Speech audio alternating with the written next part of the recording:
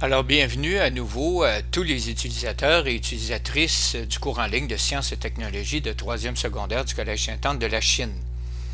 Dans cette capsule, nous allons répondre aux questions 34 à 63 des notes de cours du module 2, partie 1, portant sur de l'atome à la molécule, les substances pures et les mélanges.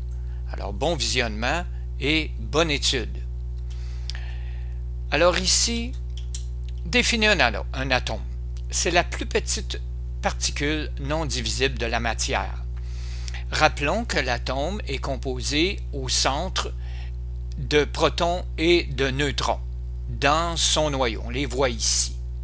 Et autour du noyau, circulent les électrons. Les électrons sont de force négative et les protons de force positive. Sont chargés positivement. Les neutrons, comme le mot le dit, sont neutres. Elles font du volume. Combien existe-t-il d'éléments chimiques dans le tableau périodique? Ils sont classés, ils sont 118. Quelle est la propriété des éléments situés sur la dernière couche du tableau périodique? Comme on a vu tout à l'heure, ce qui est important de comprendre ici, cette dernière couche-là, elle a quelque chose d'un peu spécial. On va aller l'étudier un petit peu plus en profondeur. Commençons. Ce sont les gaz rares. Leur dernière couche est complète. Ils ne réagissent pas avec d'autres éléments. Ils sont inertes. Un seul possède 2 électrons sur sa dernière couche et est stable, c'est l'hélium. Les autres, par exemple ici le néon, il y en a 8. Alors, les éléments chimiquement inertes, couche de valence complète, c'est-à-dire à la dernière couche, il y a 8 électrons. Comment se comportent les éléments dont la dernière couche est incomplète? Ils sont chimiquement réactifs, c'est-à-dire qu'ils tendent à réagir avec d'autres atomes, en gagnant, perdant ou en mettant en commun des électrons pour compléter leur couche de valence. Ça, c'est vraiment la stabilisation que la nature recherche à faire. Alors, l'hydrogène, par exemple, il y a un électron sur sa dernière couche. Il veut compléter à 2 comme l'hélium. Le carbone veut compléter à 8, mais il y en a 4. L'oxygène veut compléter à 8, il y en a 6. Le sodium veut compléter à 8, mais il y en a juste un sur la dernière couche. On va voir quelles conséquences ça a sur le sodium, etc.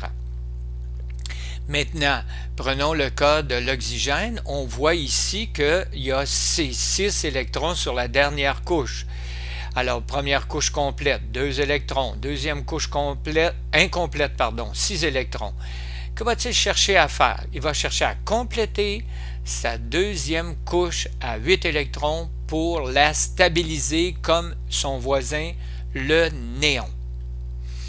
Alors, il va chercher soit à se combiner avec un autre oxygène. Nous retrouvons du dioxygène dans l'air. On ne retrouve pas eau tout court dans la nature. On le trouve toujours sous forme de dioxygène.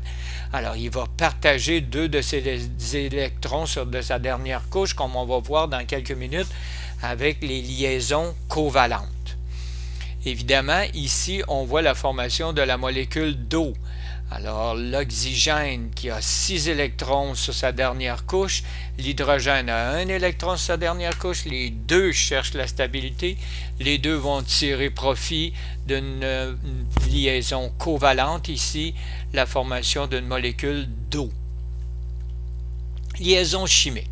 Il y a 3 types de liaisons chimiques, ionique, covalente et hydrogène. Alors, la liaison ionique, il faut lire ce qui est en bas et l'étudier. Pour devenir stable, le sodium doit perdre un électron et le chlore en gagner un.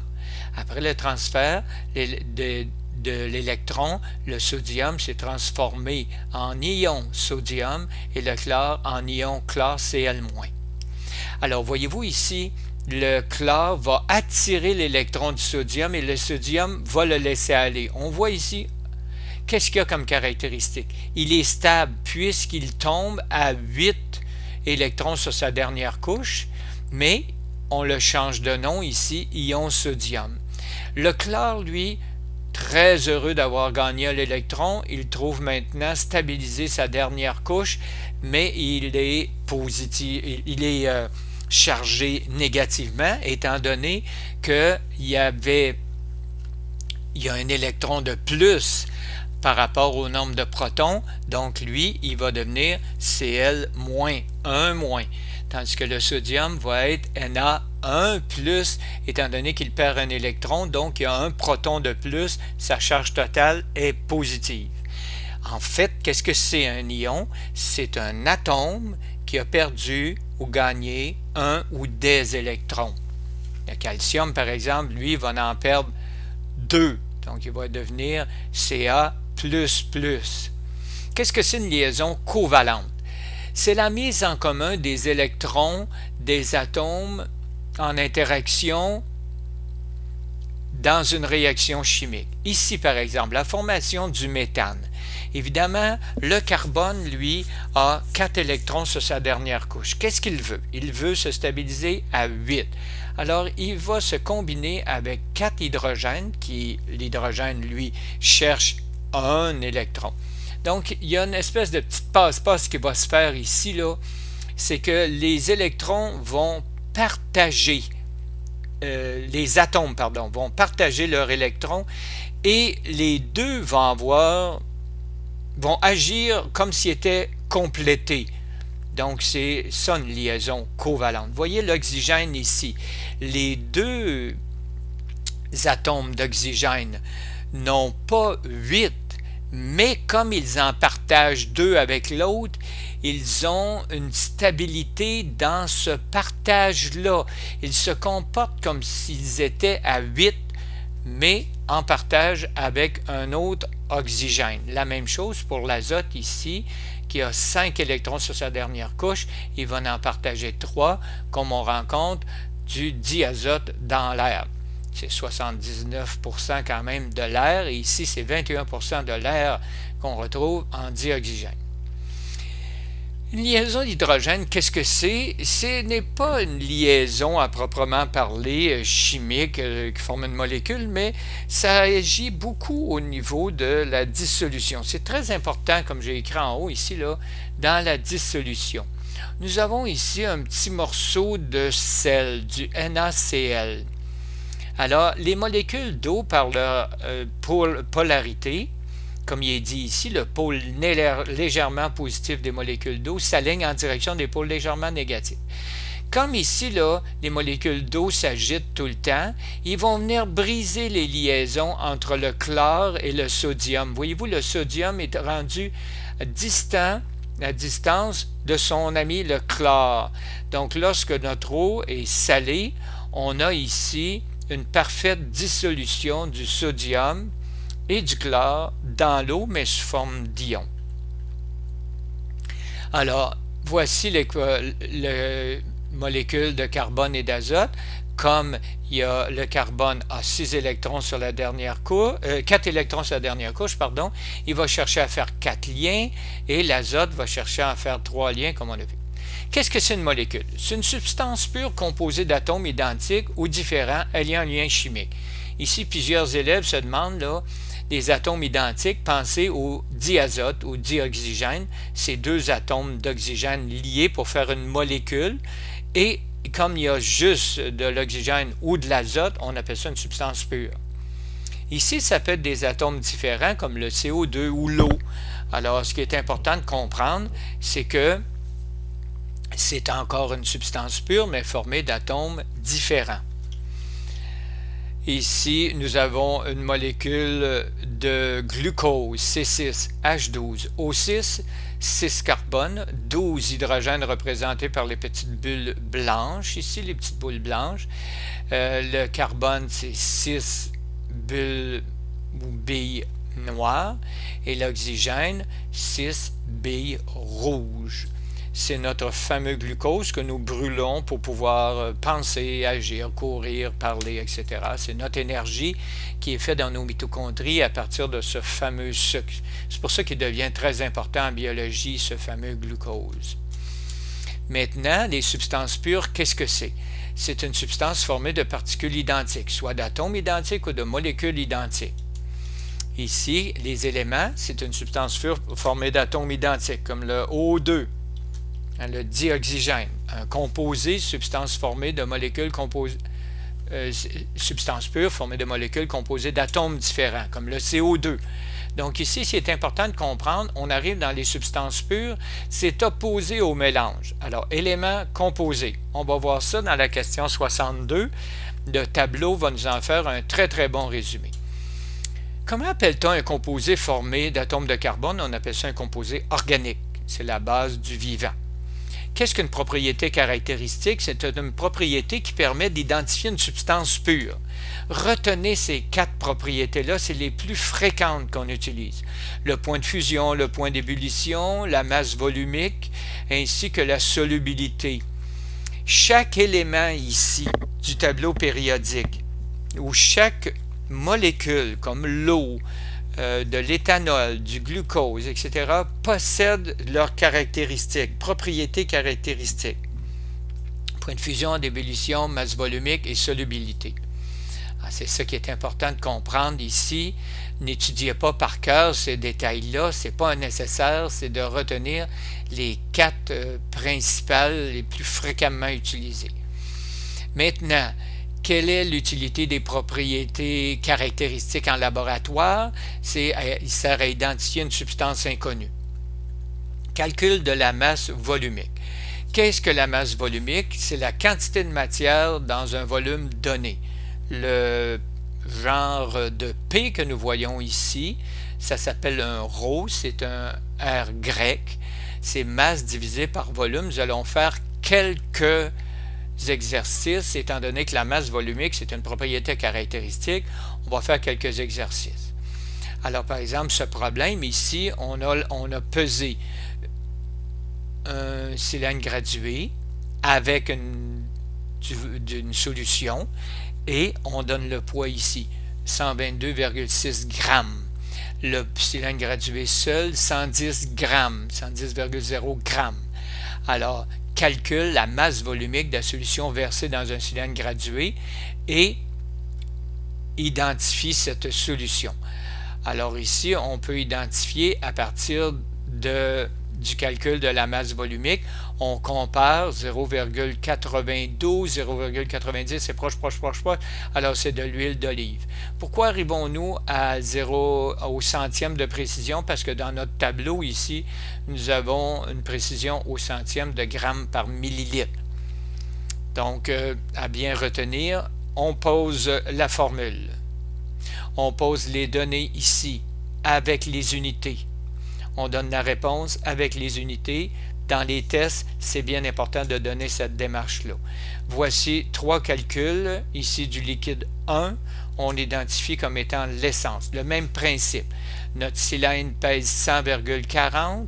La masse du premier, le cylindre plus le liquide, 110,75 grammes.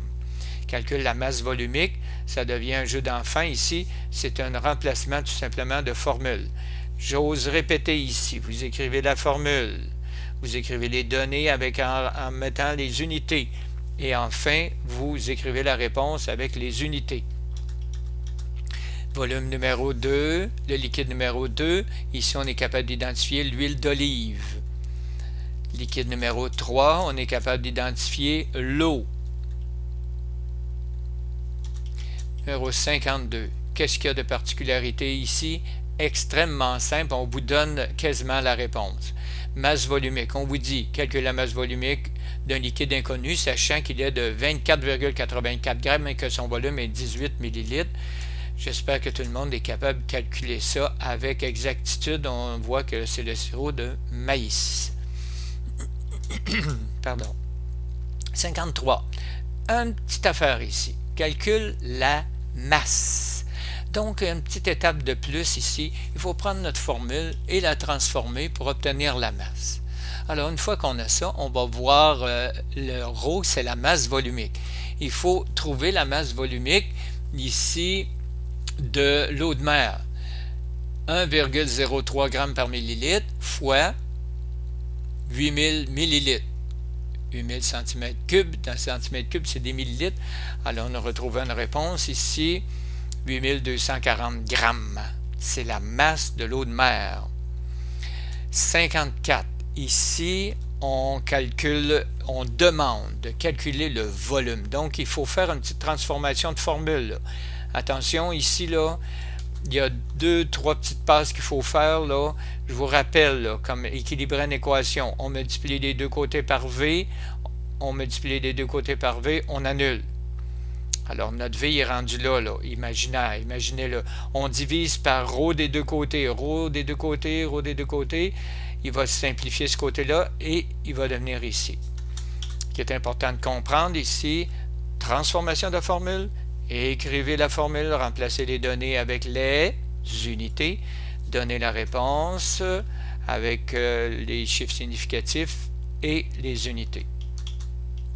Propriété des mélanges. Qu'est-ce qu'un mélange? C'est une substance constituée au moins de deux substances pures. Alors, on a des mélanges homogènes et des mélanges hétérogènes. Un mélange ici homogène, c'est une seule partie visible. Trois types de mélanges homogènes, par exemple, on a ici une solution aqueuse, de l'eau salée, un chasse-moustique. On l'a mis ici tout simplement parce que c'est dissous dans l'alcool. On n'est pas obligé d'avoir toujours de l'eau. Mais en sciences et technologies de secondaire 3, on va utiliser l'eau comme solvant. Le lait, un colloïde, et sous forme solide, un alliage. Il faut comprendre ici que nous avons fait fondre les métaux et on les a mélangés sous forme homogène avant de solidifier, avant la solidification. Les mélanges hétérogènes, qu'on voit au moins deux parties visibles. Par exemple, hétérogène simple, de l'huile qui flotte sur l'eau et les suspensions et vinaigrettes. Quelle est la caractéristique des hétérogènes simples? C'est qu'ils se séparent rapidement. Si vous mettez de l'huile dans l'eau, vous mélangez, hop, l'eau, si vous laissez au repos, l'huile va se séparer très rapidement. Tandis qu'une suspension, c'est plus ou moins rapide. Hein? Une vinaigrette sur la table, il faut la brasser avant de verser un peu de vinaigrette dans notre salade, mais vous pouvez la passer à votre voisin ou votre voisine parce qu'elle va rester quand même mélangée un petit bout de temps. Voilà. Ici, c'est un tableau qui sert à étudier en opposition. Donc, on oppose mélange, substance pure avec un mélange. Substance pure, mélange. Dans les substances pures, on retrouve des éléments décomposés. Dans les mots en haut, ici, on a l'élément du tableau périodique, l'aluminium. Le composé, c'est le H2O parce qu'il est formé de deux atomes différents. Donc, c'est une substance pure formée de deux atomes différents. On aurait pu mettre le CO2. Ici, une seule partie visible. Une seule partie visible par rapport à au moins deux parties visibles. Donc, mélange homogène. Ici, mélange hétérogène. Dans les mélanges homogènes, on a les solutions, les colloïdes et les alliages. Une solution ici, l'air pur. Oui, ce n'est pas obligé d'être une solution aqueuse. Ça peut être une solution gazeuse. Un colloïde, le sang. Et l'alliage, le bronze. Le mélange hétérogène, ici, un mélange hétérogène simple, comme de l'huile dans l'eau, et une suspension, ici, comme une vinaigrette. Alors, je crois que nous sommes rendus à la fin. Je vous souhaite d'étudier ça avec bonheur. Lâchez pas votre mémorisation. Tenez bon, faites-vous une bonne technique de mémorisation. Et à la prochaine!